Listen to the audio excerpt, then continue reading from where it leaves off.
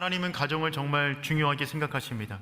교회를 만들기 이전에 가정을 먼저 만드셨어요. 그리고 하나님과 우리와의 관계를 가족 관계로 설정하셨습니다.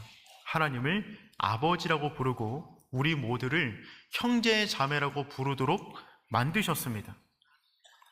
또한 가족에 대한 이 관심은 창세기를 보더라도 우리가 확연하게 알 수가 있어요.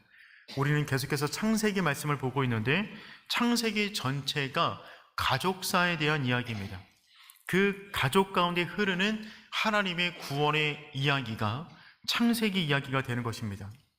일전에도 한번 말씀드렸지만 창세기 전체 가운데 족보, 텔레도트라고 하는데 이 족보가 11번 등장합니다. 중요한 순간마다 등장하고 있고 특별히 데라의 족보는 11번에 나오는 족보 가운데 6번째 등장이에요. 정중앙에 있습니다. 그 데라의 족보 가운데 아브라함이 등장합니다. 그러니까 창세기 전체 구조는 어떻게 만들어졌냐면 아브라함을 중심으로 앞에 5개의 족보가 나오고 뒤에 5개의 족보가 나오는 모습으로 창세기 전체가 구성되어져 있어요. 즉 창세기의 구조만 보더라도 하나님이 가족을 얼마나 중요하게 생각하는가를 알 수가 있는 것입니다. 우리는 창세기 12장부터 말씀을 살펴보고 있는데 그 전체 내용이 아브라함, 이삭, 야곱, 요셉으로 이어지는 한 가문의 4대에 걸친 이야기가 창세기 12장부터 50장까지 내용이 되는 것입니다. 그런데 각자의 이야기는 개별적인 이야기이면서 서로에게 연결되어져 있어요. 아브라함의 삶은 이삭에게 영향을 미치고 이삭의 삶은 야곱에게 영향을 미치고 야곱의 삶은 요셉에게 영향을 미치고 있습니다. 즉 부모의 삶이 자녀들에게 영향을 미친다는 것입니다. 그냥 영향이 아니라 절대적인 영향을 미치고 있어요. 부정적이든 긍정적이든 부모의 삶은 자녀에게 영향을 미치게 됩니다. 그러니 모든 부모는 하나님 앞에서 책임감 있는 인생을 살아야만 합니다. 하나님은 부모의 인생을 통하여 하나님을 보여주세요. 자녀들이 하나님을 볼 수 없어서 하나님은 하나님 대신 부모를 자녀들에게 선물로 주신 것입니다. 그러므로 모든 부모는 이 땅 가운데 살아갈 때 하나님이라면 이 자녀에게 어떻게 말씀하셨을까? 하나님이라면 이 자녀를 어떻게 대하셨을까라는 그 마음을 가지고 자녀를 대해야만 합니다. 또한 모든 자녀들은 부모를 대할 때 하나님을 대하듯 공경해야만 합니다. 하나님은 우리 가정 가운데 정말 하나님의 은혜가 가득하기를 원하십니다. 너는 복이 될지라. 올해 1년 우리가 이 표를 안고 살아가고 있는데 하나님의 복이 첫 번째로 임할 장소가 어디냐면 가정이어야만 합니다. 가정이 건강해야 교회가 건강한 것입니다. 가정이 건강해야 국가가 건강한 것입니다. 우리 가운데 주어진 그 복이 가정 주변으로 흘러넘쳐 여러분을 통하여 선한 영향력이 이루어지기를 축복합니다. 아브라함은 북방연합군과의 전쟁을 통하여 가정에 대한 열망이 더 커졌어요. 자기의 인생이 언제 끝날지 모르는데 이렇게 허무하게 끝나는 것이 아니라 하나님의 약속대로 빨리 자녀를 보고 빨리 가정을 일구기를 원했습니다. 그런데 하나님께서 말씀하신 약속이 계속해서 지연되는 것입니다. 그 가운데 아브라함의 마음은 조급해졌어요. 그래서 지금 이 순간 하나님께서는 아브라함의 그 마음을 이해하시고 아브라함을 다가와 가정을 향한 2가지 약속을 말씀해 주십니다. 오늘 우리가 이 본문의 말씀을 통하여 이 아브라함은 가정까지 약속하셨던 그 약속이 우리의 약속으로 믿어지는 복된 시간 되기를 축복합니다. 첫 번째, 하나님께서 아브라함에게 주셨던 약속은 어떤 약속이냐면 자녀에 대한 약속입니다. 첫 번째로 자녀에 대한 약속을 말씀해 주십니다. 우리 5절 말씀 함께 읽어보겠습니다. 그를 이끌고 밖으로 나가 이르시되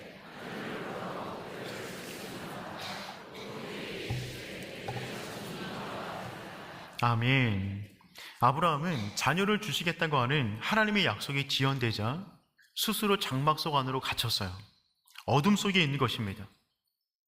자신의 인생의 약속이 언제 이루어질지 모른다는 그 두려움 가운데 그는 지금 크게 실망하고 있어요. 이때 하나님이 장막 안으로 아브라함을 찾아가 그를 이끌고 밖으로 나가십니다. 본문 가운데 이끌고라는 이 단어가 얼마나 친근하게 다가오는 줄 모르겠어요. 본문 가운데 무별이라고 표현된 그 단어는 복수로 쓰여져 있어요. 무별, 많은 별들, 복수로 쓰여졌습니다. 그 많은 별들처럼 내 자손도 그와 같을 것이다 라고 말씀하신다면, 별을 복수로 썼으면 자손도 복수로 쓰는 것이 맞습니다. 그런데 성경 가운데 이 자손이 등장할 때는 항상 복수로 등장하는데, 여기서는 단수로 쓰여졌어요. 언어를 만드신 하나님께서 격을 못 맞출 리가 없습니다. 그럼에도 불구하고 앞에가 복수면 뒤도 복수인 것이 자연스러운데, 앞에는 복수인데 뒤에는 자손을 쓸 때는 단수로 쓰셨어요. 그렇다면 한 명의 자녀를 말하는 것인데, 그 단수인 한 명의 자녀는 누구를 말하는 것일까요? 예수 그리스도를 말하는 것입니다. 그 수많은 별들처럼 너 자손이 진짜 많을 거야. 그런데 저 별, 저 한 별, 그 한 별을 가리키면서 내 자손이 이와 같으리라 라고 하는 말은 무슨 말이냐면, 수많은 자녀가 있겠지만 그 자녀 가운데 그 자손이 바로 메시아 예수 그리스도가 너로부터 나올 것이다 라고 지금 그 엄청난 비밀을 말씀하고 있는 것입니다. 성경은 성경으로 푸는 것이 맞습니다. 이 본문의 말씀에 대하여 사도 바울은 다음처럼 해석했어요. 갈라디아서 3장 16절 말씀 우리 함께 읽겠습니다. 이 약속들은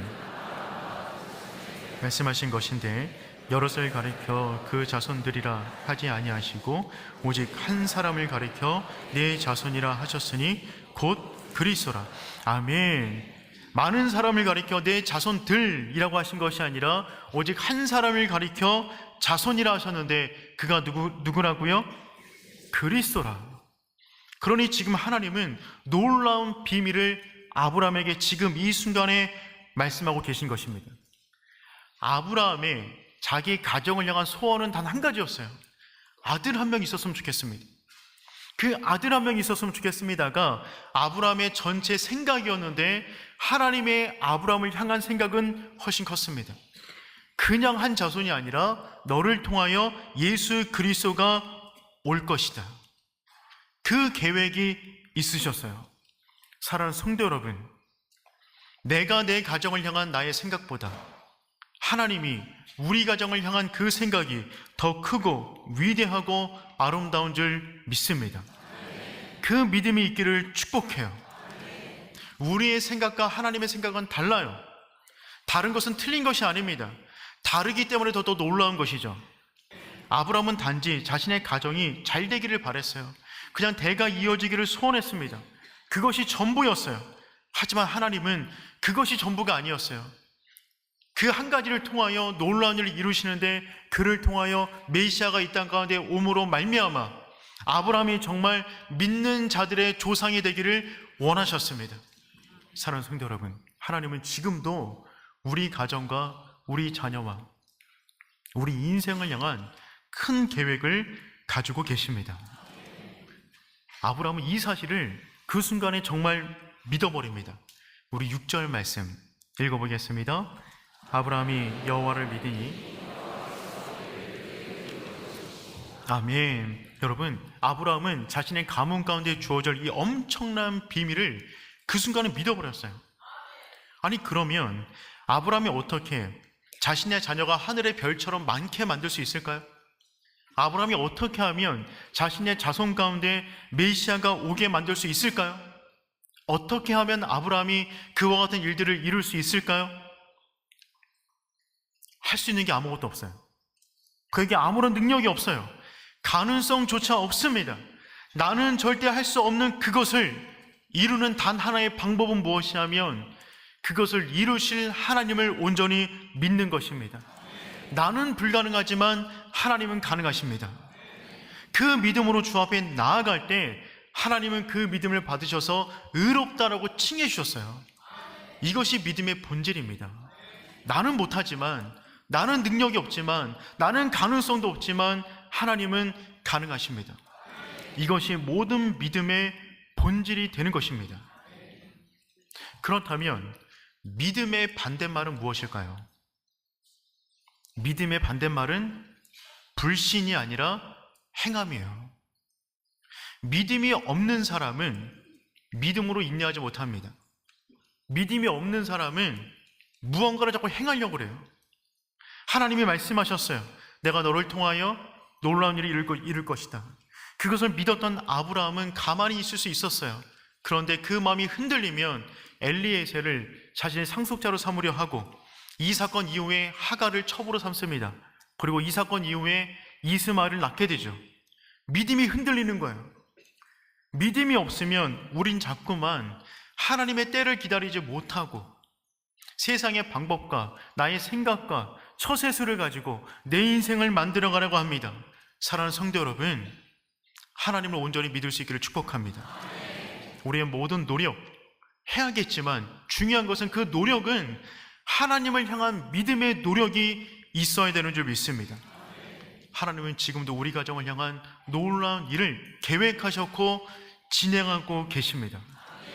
지금 비록 아무것도 보이지 않는다 할지라도 믿음으로 나아가십시오. 믿음으로 반응하세요. 하나님이 놀라운 일을 이루실 것입니다. 두 번째, 하나님의 약속은 무엇이냐면 땅에 대한 약속을 주십니다. 우리 7절 말씀 함께 읽어보겠습니다.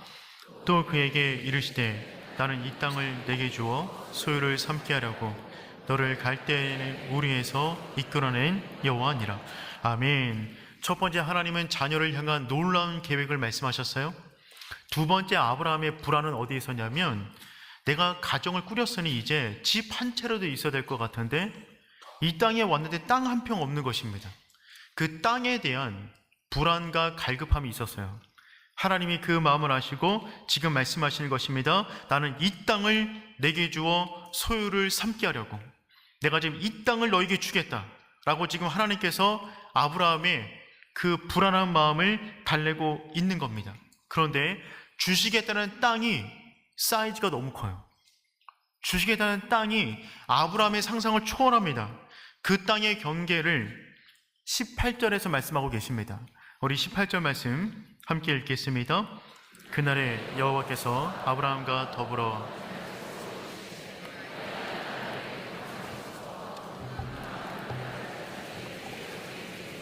아멘. 하나님께서 이 땅을 내게 주겠다라고 말씀하신 다음에 그냥 막연하게 말씀하신 것이 아니라 구체적인 땅의 경계를 말씀하셨어요. 애굽강에서부터 유브라데까지, 애굽강에서부터 유브라데까지 내 자손에게 전부 주겠다는 것입니다. 아브라함은 단지 자신의 가족이 살아갈 작은 땅을 원했어요. 그런데 하나님께서 그의 인생을 향해서 계획해 주셨던 삶의 경계는, 그의 땅의 경계는 애굽 땅에서 유브라데까지 구체적으로 하나님께서 넓은 범위의 땅을 말씀해 주십니다. 이 땅 안에는 이미 본문의 19절부터 21절까지 말씀 보면 10개의 부족이 이미 그 땅 안에 살고 있었어요. 그럼에도 불구하고 하나님은 선포하십니다. 이 모든 땅을 너와 내 자손에게 주노니. 주노니는 완료형입니다. 완료, 이미 주었다는 것입니다. 하나님은 시간에 구속받지 않으세요. 피조물인 인간은 과거, 현재, 미래에 같이 살지만 시간을 창조하신 하나님은 시간 위에 계시기 때문에 시간을 초월하게 계십니다. 그래서 그분은 모든 것을 완료형으로 말씀하세요. 이 땅을 내게 주노니. 그런데 이 땅을 직접 다 차지하게 된 것은 1000년이 지나서 다윗과 솔로몬 때입니다. 하지만 하나님은 지금 현재 가운데 그들의 미래를 똑같이 보고 계시기 때문에 완료형으로 말씀하신 거예요. 내가 이 땅을 내 자손에게 주노니. 사랑하는 성도 여러분, 하나님께서 우리 가정의 미래를 보고 계십니다. 그러니 그분의 말씀은요, 당대에 다 이루어지지 않을 수도 있어요. 우리 눈으로 못 볼 수도 있어요. 아브라함도 못 봤습니다. 하지만 그의 자손들이 믿음을 따라 누리게 되는 것입니다. 성도 여러분, 하나님은 우리 땅의 경계를 설정해 놓으셨어요. 매우 구체적입니다. 우리는 지금 몰라요. 하지만 하나님의 계획 속에 전부 다 있음을 믿기를 축복합니다. 아브라함은 작은 집 하나 구했는데 하나님은 땅의 국경을 말씀하세요. 우리 가정을 향한 우리의 계획보다 하나님의 계획이 더 크고 아름답습니다. 그리고 하나님은 지금도 우리의 삶의 지경을 넓히기를 원하세요.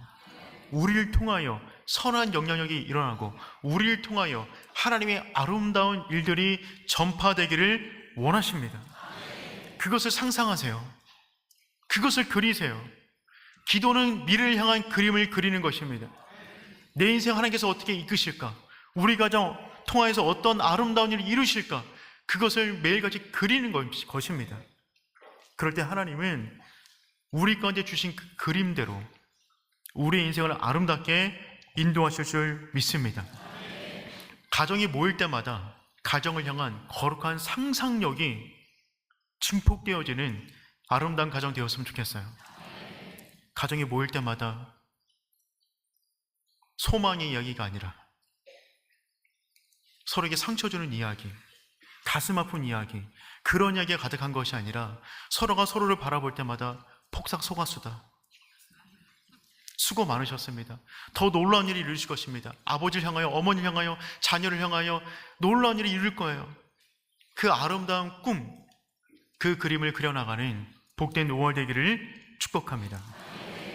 하나님이 두 가지 약속을 주셨어요. 자녀를 향한, 그들의 가정의 경계를 향한, 땅을 향한 두 가지 약속을 주셨어요. 이 말을 들었던 아브라함은 그 순간에 하나님에게 하나님의 약속에 대한 보증을 요구합니다.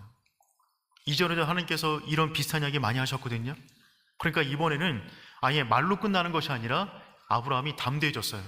알겠습니다. 믿겠습니다. 보증을 주옵소서. 그런데 이 내용이 오늘 설교의 핵심입니다. 오늘 본문의 세 번째 강조점인데 그것은 무엇이냐면 이 모든 것을 이루시는 하나님의 열심입니다.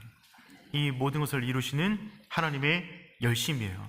우리 8절 말씀 함께 읽겠습니다. 그가 이르되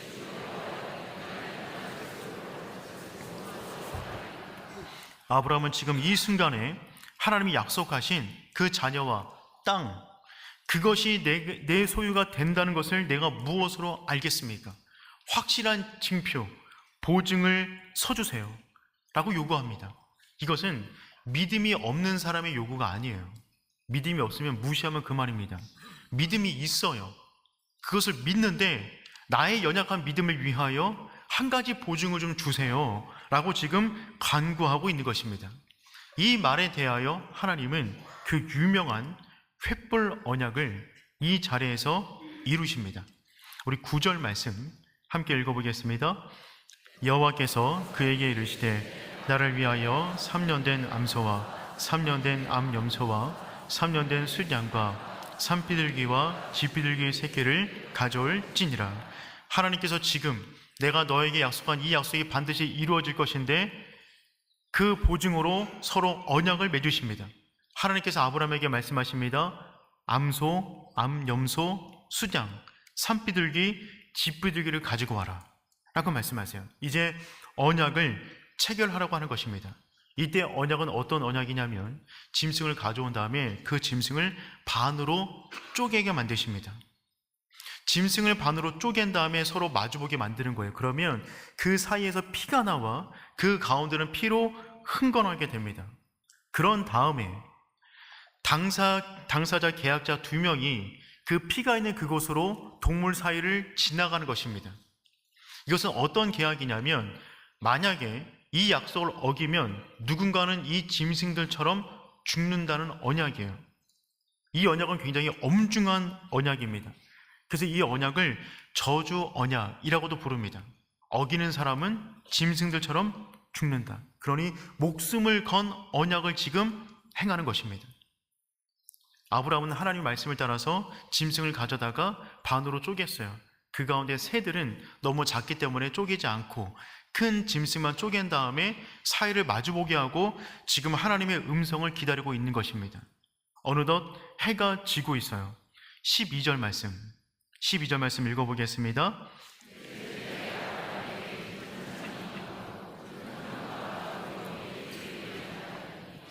하나님이 나타나시기만 기다리고 있는데 해가 졌어요.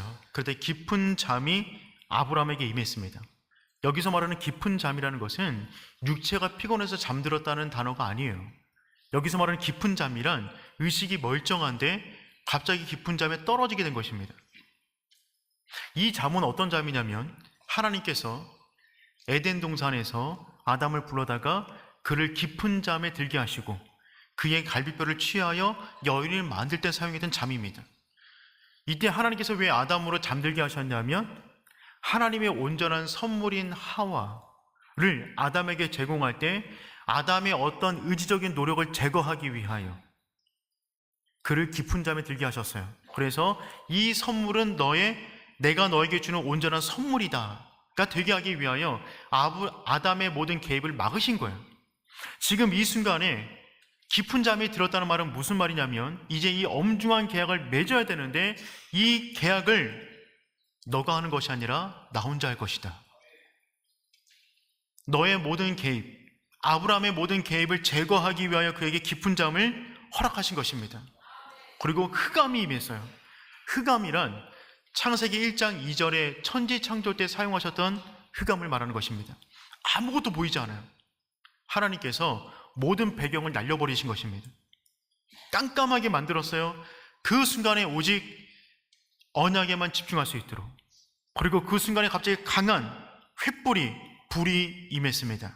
17절 말씀 읽어보겠습니다. 해가 져서 어두울 때에 연기나는 화로가 보이며 타는 횃불이 쪼갠 고기 사이로 지나가더라. 아멘. 갑자기 깊은 잠이 임해서 비몽사몽하고 있는데 흑암 가운데 아무것도 보이지 않는데 갑자기 큰 횃불이 나타나더니만 짐승 사이를 훑고 지나가는 것입니다. 그 순간에 그것밖에 보이는 것이 없어요. 집중할 수밖에 없는 것이죠.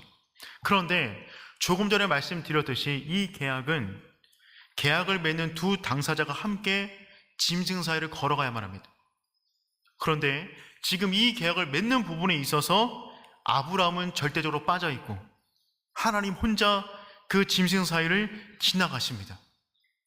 이것은 굉장히 놀라운 축복의 메시지가 담겨져 있어요. 어떤 것이냐면 너는 이것을 이룰 수가 없다. 너의 능력, 너의 힘, 너의 의지를 가지고는 이 계약을 이룰 수가 없어. 그러니 내가 이룰 것이다. 너는 바라만 봐라. 믿기만 하면 돼. 내가 지나갈 것이다. 나의 생명을 걸고 너에게 약속한 이 두 가지 약속을 반드시 이룰 것이다. 라고는 메시지가 지금 이 장면 가운데 녹아져 있는 것입니다. 실제로 아브라함은 이 약속을 지킬 능력이 없는 사람이에요. 이 계약을 맺고 난 이후에 한 장 넘어가서 16장에서 아브라함은 하가를 품습니다. 이스마엘을 낳아요. 만약에 아브라함이 그 고기 사이를 지나갔으면 그 순간에 아브라함은 갈라져야 됩니다. 자신의 약속, 자신의 언약을 지킬 만한 능력이 우리에게는 없어요. 하나님은 그것을 아세요. 그래서 믿지 못할 대상은 하나님이 아니라 우리가 되는 것입니다. 우리 때문에 그 약속이 이루어지지 않는 거예요. 하나님은 그 사실을 아셨어요. 그래서 홀로 그 고기 사이를 지나가십니다. 아브라함을 깊은 잠에 들게 하시고 칠흑 같은 어둠을 내리사 아브라함으로 하여금 그 계약 가운데 어떠한 의지적 노력도 하지 못하게 만드신 이후에 하나님이 지나가시는 것입니다. 하나님이 우리에게 말씀하시는 거예요. 너는 넘어져도 괜찮다. 너는 실수해도 괜찮아. 너의 약함을 내가 알고 있어. 그런데 나를 믿어줄 수 있겠냐? 내가 이룰 것이다. 너의 인생과 너의 가정을 향한 열심보다 내가 너의 가정을 향한 열심이 더 크다. 너의 가정을 향한 계획보다 내가 너의 가정을 향한 계획이 더 크고 아름다워. 내 계획을 내 열심으로 이룰 것이다. 너는 나를 온전히 믿어라. 나의 열심을 믿어라. 사랑하는 성도 여러분, 우리가 그런 믿음을 가지고 이 5월을 아름답게 보낼 수 있는 저와 여러분 되기를 축복합니다. 혹시 이런 생각 갖고 계십니까? 나 같은 사람, 나 같은 망가진 가정도 회복될 수 있는 것입니까? 나처럼 끔찍한 실패와 넘어짐을 경험했는데도 우리 가정까지 소망이 있습니까? 내 자녀의 모습 보니까 앞날이 보이지 않는데 과연 희망이 있겠습니까? 그럼요.